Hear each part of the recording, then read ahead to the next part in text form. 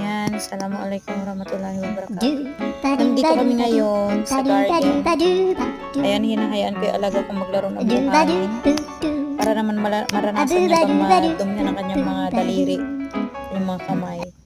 At yan, nag-enjoy siya sa ginagawa niya. Ayan, parang ano lang, batang Pilipino lang.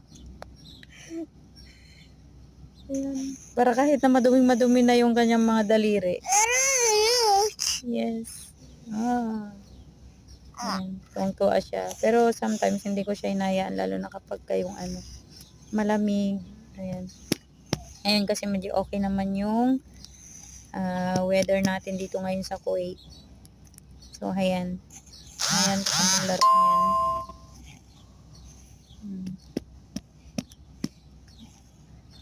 Yan, thank you for all the